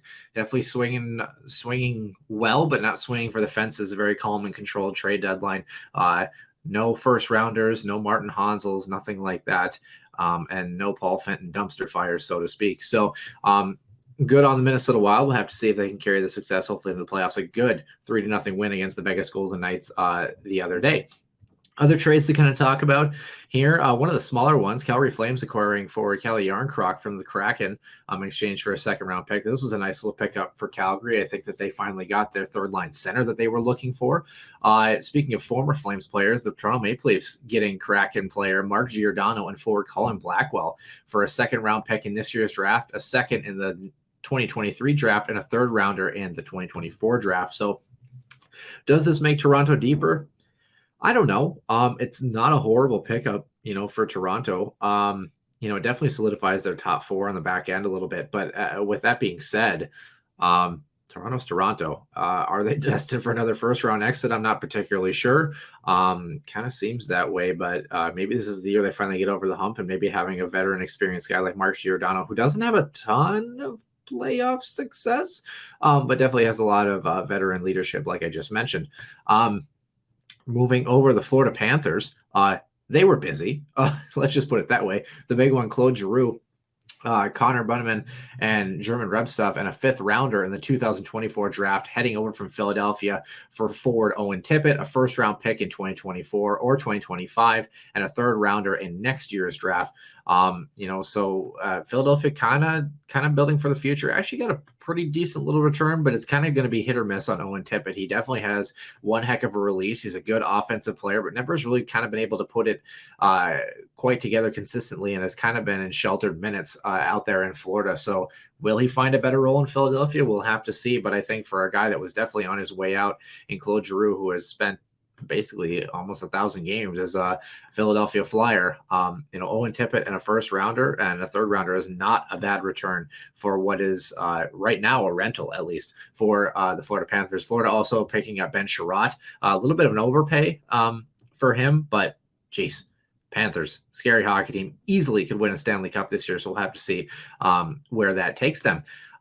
Speaking of teams in Florida, the Tampa Bay Lightning acquiring forward Brandon Hegel. This one was a little bit earlier on in the trade deadline, and a 4th-round pick in this year's draft and a 4th rounder in 2024 from Chicago. Chicago got Boris Kachuk, Taylor Radish, and 2 conditional 1st rounders in this deal as well. So Chicago believing that by the time they're going to be building for the future, Brandon Hegel is going to be owed big money if he continues to play how he does. So they picked up a couple of prospects and a couple of picks they can maybe do something with. Another side, the Tampa Bay Lightning got their Blake Coleman, Barclay Goodrow 2.0, if you will, that has kind of led them on the past Stanley Cup runs. Have to see if he can produce in Tampa Bay. I think this is a good move for both sides. Tampa Bay, they got what they needed in maybe what is maybe their last shot with this window with their current cap constraints. And Chicago, unfortunately, has been a dumpster fire this year, selling out Marc-Andre Fleury as well as Brandon Hegel. So we'll have to see if this return does build them for the future. They got a lot of work to do in the Windy City. Out east, the Boston Bruins acquiring defenseman Hampus Lindholm and then promptly signing him to an 8-year deal from Anaheim in exchange for defenseman John Moore and Euro Vakanainen and 3 NHL draft picks. So the Bruins adding some back-end depth. I don't know that this is necessarily what Boston needed, but they got their guy. I mean, they went for one guy and they went for it, quite obviously. Yeah, Hampus Lindholm has kind of been an interesting character in his time in Anaheim. Has never been the most flashy of players on the back end, but unless you're Charlie McAvoy or maybe Torrey Krug when he was still with the club, nobody really has been a flashy player. It has been a blue-collar, hard-nosed defensive group in Hampus Lindholm. I think he's a fine addition. 8-year contract. I mean, they clearly have invested in his future. We'll have to see how that pays out. I probably would have liked to maybe seen, his performance a little bit and evaluate that before I throw that extension out there. But the Bruins, definitely will not hurt their defensive core in the end there. Speaking of out east, the Washington Capitals acquiring former Minnesota Wild forward and now Seattle Kraken forward Marcus Johansson for forward Daniel Sprong, a 4th rounder in the 2022 NHL draft and a 6th rounder in the 2023 NHL draft. Daniel Sprong maybe going to get better minutes in Seattle. Definitely has the tools in the toolkit, but has not been able to put it all together. Marcus Johansson having a sneaky good season as well for the Seattle Kraken, especially how badly Seattle has kind of struggled in that Pacific Division.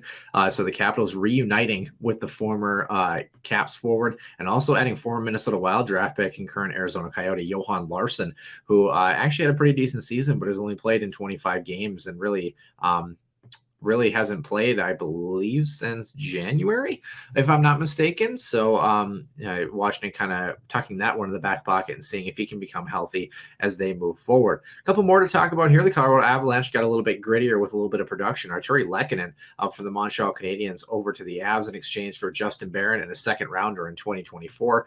I like this move by Colorado. I know a lot of people, were kind of all about that. Where was the big splash that Colorado was looking for? Did they need one? I mean, they're a highly potent hockey team, and I think having a guy that, is kind of a utility player that can produce, he's got 29 points in the season, and he's able to essentially put a little bit of sandpaper in that lineup that has predominantly been a top-heavy forward group for many years. I think he's a fantastic addition, and Colorado did not give up much. So Joe Sakic, I credit him on this one. I mean, I don't know that Colorado won in the trade deadline, but I don't think they lost with this deal, to be honest with you. Pittsburgh Penguins, Rickard Rakell heading out to the Steel City from Anaheim in exchange for Zach Aston Reese and Dominic Simon, the rights to goaltender Callie Klang, and a 2nd rounder in this year's entry draft. Pretty good little haul by Anaheim. I got to be honest with you. I mean, Rickard Rakell is a heck of a pickup for Pittsburgh. We'll get to that in a second. But Zach Aston Reese is a good little depth player. Dominic Simon continues to develop his game. Don't know anything about the goaltender, I'll be honest with you, but a 2nd rounder certainly doesn't hurt. That's a lot of haul for a guy like Rickard Rakell, to be honest with you.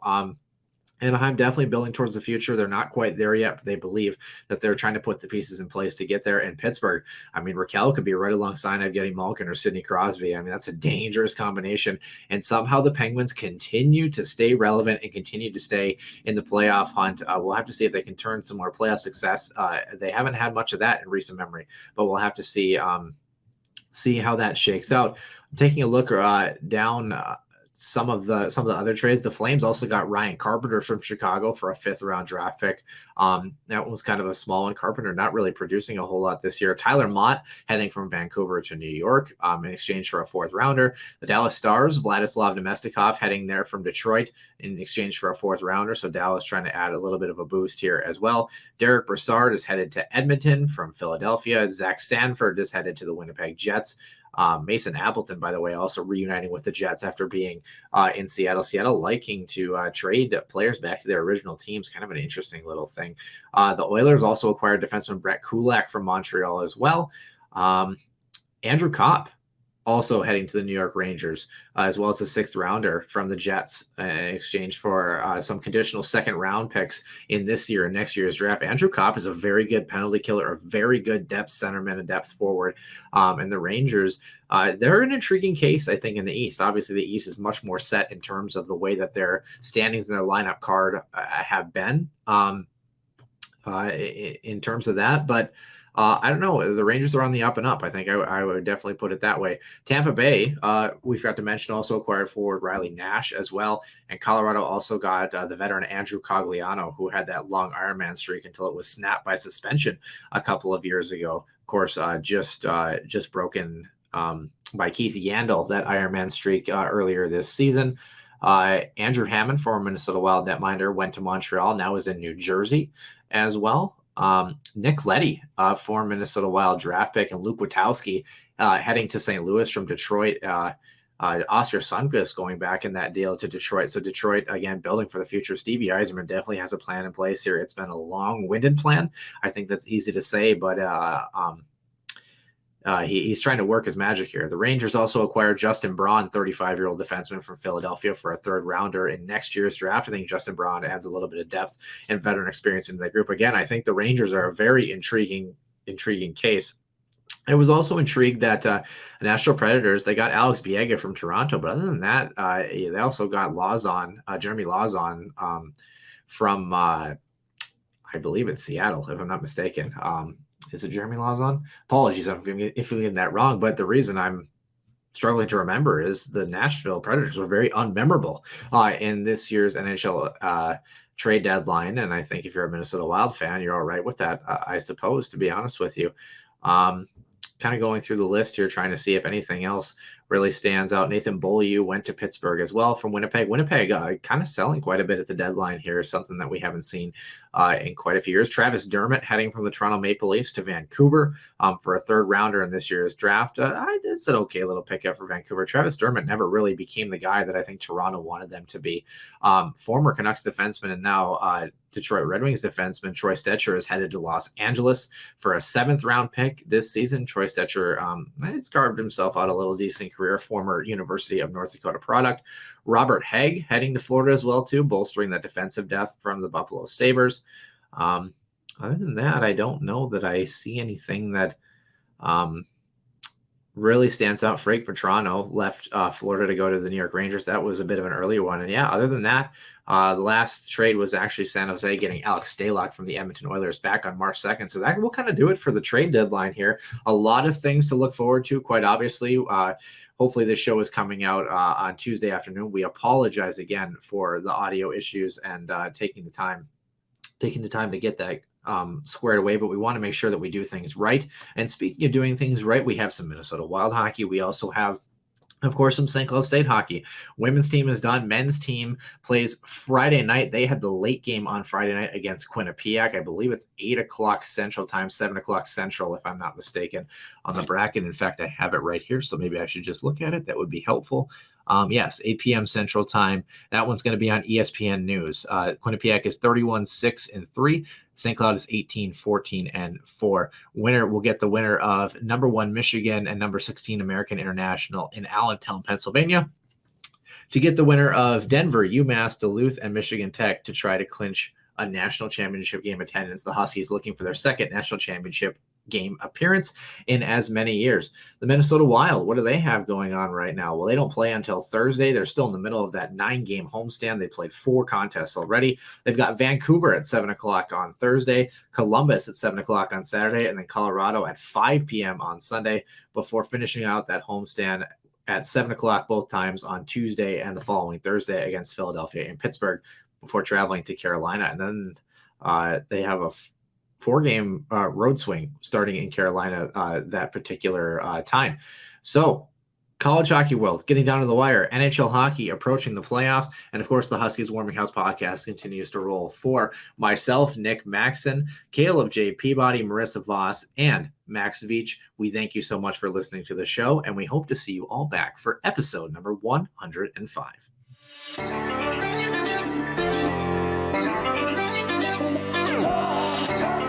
One-timer coming, they score! Ripped in! A bomb from Mavericks! So Dana Rasmussen fires and she scores! Dana Rasmussen for the Huskies Dwayne Kaprizov in for a chance to win it! He scores! Kirill the Thrill is for real! Welcome to the NHL! A game winner!